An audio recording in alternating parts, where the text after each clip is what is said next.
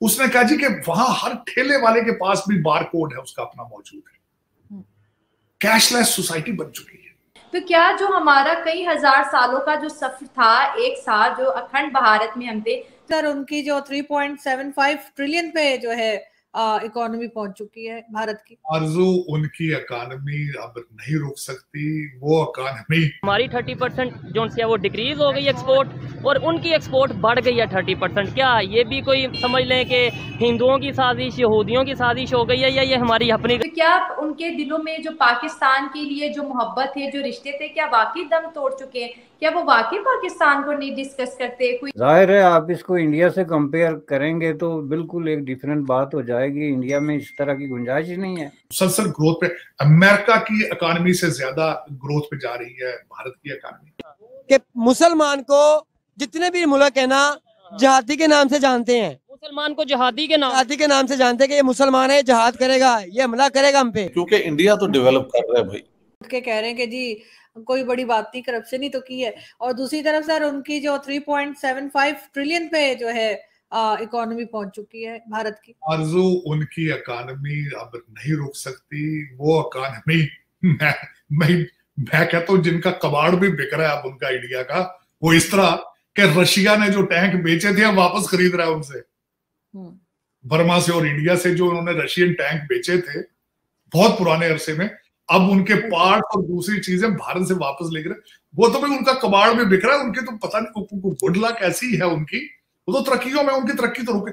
मैं उससे बढ़ के आज सुबह की जो मेरी खबर थी वो यूपीआई के बारे में थी, जो उनका इलेक्ट्रॉनिक सिस्टम है, कि सऊदी अरेबिया और बहरीन जो है वो भी यूपीआई सिस्टम को जो है वो अडॉप्ट करना चाहते हैं, जिसको यूनाइटेड पेमेंट इंटरफेस कहते हैं। मैं हैरान हूं उनका।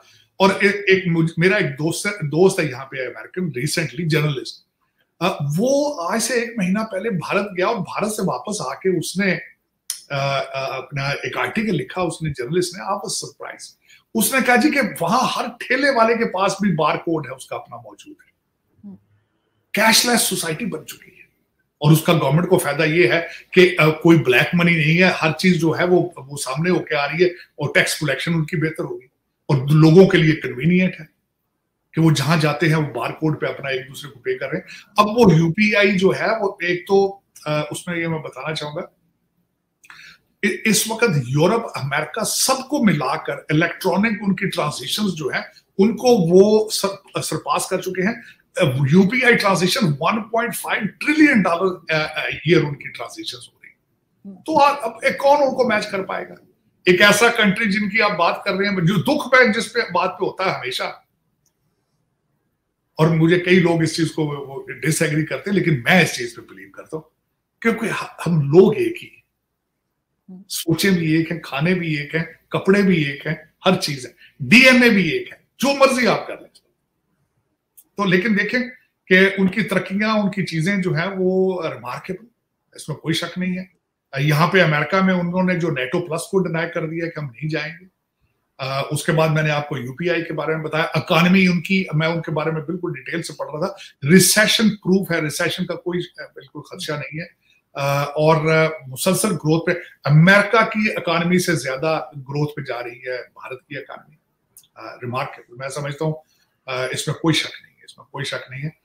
और वो कहते हैं ना कि more power to them, more power to them. मैं बिल्कुल इस बात पे मैं यही समझता हूँ कि चलें तरक्की करेंगे, शायद कभी पाकिस्तान भी कुछ लर्न करे उनसे।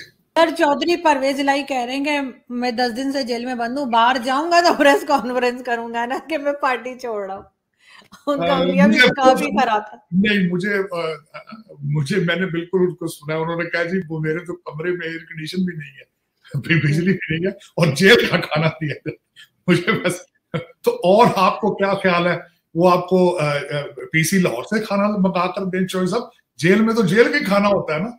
और दूसरा जो मुझे उस पर एतराज, उस फिक्रे पे, कहते हैं यार एंटी करप्शन का केस है, कौन सी बड़ी बात है यार? करप्शन को आप जुर्म ही नहीं समझते?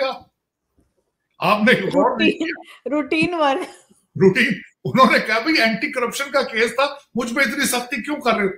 300 अरब की करप्शन के चार्जेस आपके ऊपर चौधरी साहब, और करप्शन को तो ये जुर्म समझते ही नहीं ना कहते करप्शन में तो जेल जाना ही नहीं चाहिए, करप्शन में तो घर में ही बैठ के बातचीत कर लें यार, हाँ आओ मुकमुका कर लेते हैं। जिस तरह के आपका एंटी करप्शन, अब ऐसे ये बात ठीक कहते हैं क्योंकि आपका एंटी करप्शन डिपार्टमेंट भी करप्शन में इन्वॉल्व है। नैब जो है, नेशनल अकाउंटेबिलिटी, वो भी करप्शन में इन्वॉल्व है। तो क्या जो हमारा कई हजार सालों का जो सफर था, एक साथ जो अखंड भारत में हम थे, तो क्या उनके दिलों में जो पाकिस्तान के लिए जो मोहब्बत है, जो रिश्ते थे, क्या वाकई दम तोड़ चुके हैं? क्या वो वाकई पाकिस्तान को नहीं डिस्कस करते, कोई अच्छे रिलेशनशिप की बात नहीं करते, पाकिस्तान के हालात, क्या वो पाकिस्तान नहीं आना चाहते? इसके बारे में बताए, क्या क्यूरियोसिटी है उनके मन में पाकिस्तान को? और हिंदुओं के साथ तो खास तौर पे एक आइडियोलॉजिकल दुश्मनी बनाई हुई है ना पाकिस्तान में, टेक्स्ट बुक्स में, तो उसके लिए कोई मेरे पास डिफेंस नहीं है। I have no defence, I can only say that it is very wrong. ठीक है ना? हाँ जी।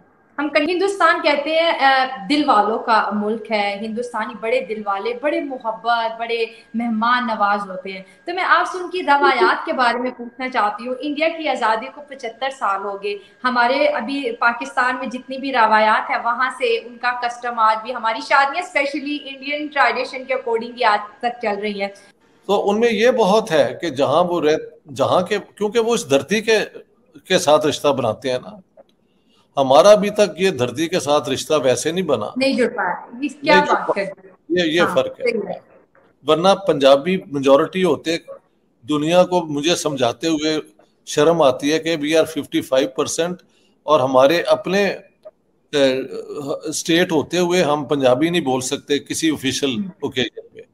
How can you explain this to the world कि the Punjabis, Pakistan is Punjab basically और बाकी, और वहां उनकी अपनी जुबान पे पंजाबी एलीट ने पाबंदियां लगाई हुई हैं। तो ये कैरेक्टर बहल मैंने कहीं हिस्ट्री में कहीं और नहीं देखा। तो हमारी तो बस बात ही अजूबा है। लेकिन यहाँ पे very different type of people, जुबानें डिफरेंट, चेहरे भी आपको पता लग जाता है कि ये टिबेटन चेहरा है, ये साउथ इंडियन चेहरा है, ये इधर नॉर्दर्न इंडियन चेहरा है। लेकिन पढ़ाई लिखाई करके सारे नेबरहुड ये वो रहते हैं। तो मैं समझता हूँ इस एतबार से इंडिया की जो है ना सोशल फैब्रिक वो खासा मजबूत है। तो इनको कौन सी चीज है जो ज्यादा सीमेंट करती है? वो ये है कि they have a federal system जो वर्क करता है। सेंटर जो है उसके पास खासी पावर्स हैं यहाँ पे, लेकिन बहुत पावर्स उन्होंने प्रोविंसेस को भी दी हुई है। तो वो बैलेंस चल रहा है। सेंटर की जहाँ जरूरत होती है, मतलब एजुकेशन में, एनवायरनमेंट में, तो वहाँ से फंडिंग आती रहती है। और सो दे आर डूइंग वेल। और उनकी इकोनॉमी जो है वो जारी है, टेक ऑफ स्टेज वो कर रही है। तो उसमें ये उनको एडवांटेज है। हमने अपनी वो क्या कहते हैं डिफेंस पे ही सारा खर्चा करते रहे हैं। इंडस्ट्री किसी ने बनाई नहीं। और हमारी रूलिंग क्लास, वो कहते हैं इंडिया में भी यहाँ होती है अपना करप्शन, लेकिन वो करप्शन इंडिया में रहती है। आपकी रूलिंग क्लास पाकिस्तान को लूट के जाके अमेरिका में और लंदन में घर खरीद लेती है। ये फर्क है। वो कहते हैं आपको कोई पाकिस्तानी इंडियन पॉलिटिशियन बाहर जाके तो पनाह नहीं ले रहा होगा जो यहाँ पे सियासत करना चाहता है। आपके लोग कभी यहाँ भाग रहे होते हैं वहां, क्योंकि हमारे यहाँ ना टॉलरेंस है, ना डेमोक्रेसी है, ना उन्हें